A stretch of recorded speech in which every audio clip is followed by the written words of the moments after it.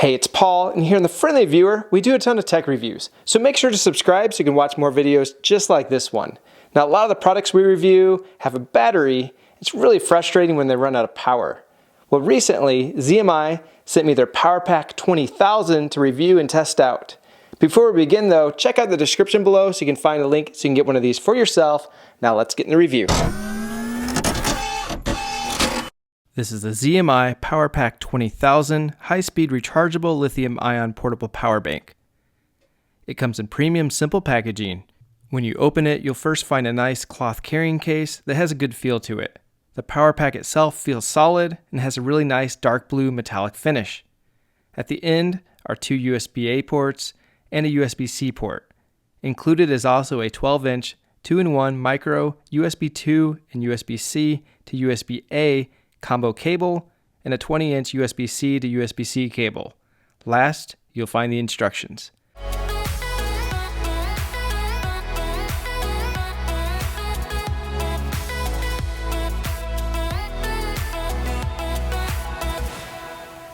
Now let's take a look at the functionality.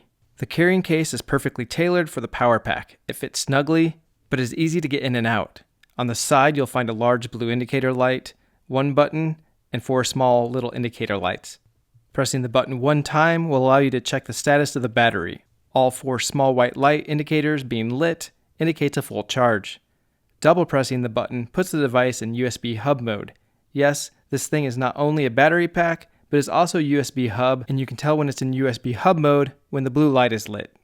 On the top, you'll find 2 USB-A ports and a USB-C port in the middle. The middle port is used both to charge the PowerPack and to charge other devices. The 2 USB-A ports on the sides are both used to charge other devices, as well as the USB hub function. If you're using this to charge a laptop, make sure it has a USB-C port and PD support. Most newer laptops will have these features. A power adapter is not included to charge the PowerPack, so you'll either need to use one that you already have or get one to charge it. I'll put a link in the description below for a great one from ZMI that is fairly inexpensive and works great with the unit. I found that it takes about 3.5 hours to charge using the 45-watt adapter. Next, we're going to take a look at the primary function, which is the battery performance.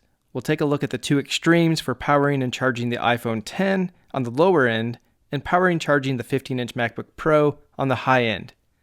The iPhone X comes with a 5-watt adapter and takes approximately 2 hours and 50 minutes to fully charge the iPhone starting at 10%. You can charge any of your iPhones by plugging in their standard Lightning to USB-A cables into the PowerPack. The iPhone 8, 8 Plus, and 10 all support fast charge, which charges the iPhone up to 50% in 30 minutes via the USB-C port. For this option, you'll need a Lightning to USB-C cable if you don't have one already. The PowerPack 20,000 can source 40 watts on the USB-C port and a total of 18 watts on the 2 USB-A ports. As a baseline, here are the plots for charging the iPhone X with the 5-watt, 10-watt, 12-watt, and 87-watt Apple power adapters. Also included is a plot of the ZMI 45-watt wall USB-C power adapter. Using one of the USB-A ports on the PowerPack, the iPhone takes approximately 2 hours and 10 minutes to charge from 10%. That is 40 minutes quicker than the standard 5-watt power adapter takes.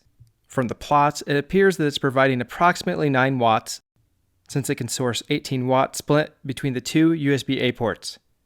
Using the USB-C port on the PowerPack, the iPhone takes approximately 1 hour and 46 minutes to charge, starting at 10%. Because of the massive capacity of this PowerPack, all 4 indicators were still lit, meaning it still had at least 75% of its battery remaining. That means this thing could charge my iPhone X many times before running out of juice. As you can see, the iPhone X can only handle up to a certain wattage before the benefits really don't help. The diminishing return starts somewhere around 20 watts, and this PowerPack 20,000 is definitely going to charge your iPhone 8, 8 Plus, and 10 as fast as it can possibly charge. Now we're going to take a look at the high end. The 15-inch MacBook Pro comes with a massive 87-watt adapter. If you could take the 87-watt adapter and unfold it, the volume would be about the same as this ZMI PowerPack. It'd be very impressive if this PowerPack could even come anywhere close to what this 87-watt power supply can do plugged into the wall. I charged the 15-inch MacBook Pro starting from 10% while using it to perform basic tasks such as surfing the internet. Using the 87-watt adapter, it charged in just under an hour and a half. Using a 45-watt adapter, which is closer to the output of the PowerPack, it took around 2 hours to charge from 10%. Using the ZMI PowerPack, it charged the MacBook Pro to 65% in an hour and 20 minutes before running out of juice. This means that if you were using the MacBook Pro, it'd give you an extra hour and 20 minutes of operation, plus however long it would take you then to drain it from 65% back down to 0. If you charge the MacBook Pro while it's closed and sleeping, it will charge it up between 80 to 85%. A full charge would be better, but 85% is pretty darn good. Last, we're going to take a look at the performance of the USB hub feature. You most likely won't be purchasing this device with the main purpose of being a USB hub, therefore I look at this as a bonus. The hub is a USB 2.0 hub. Using a program called Blackmagic, I tested data transfer speeds by directly connecting devices to my MacBook Pro versus running it through the PowerPack hub. The first device is a USB 2 thumb drive. You can see that I was able to get similar speeds by directly plugging it into the computer versus running it through the hub. Now to show you that it doesn't support USB 3, you can see that plugged directly into the MacBook Pro results in nearly double the data transfer speed of going through the hub, which was expected.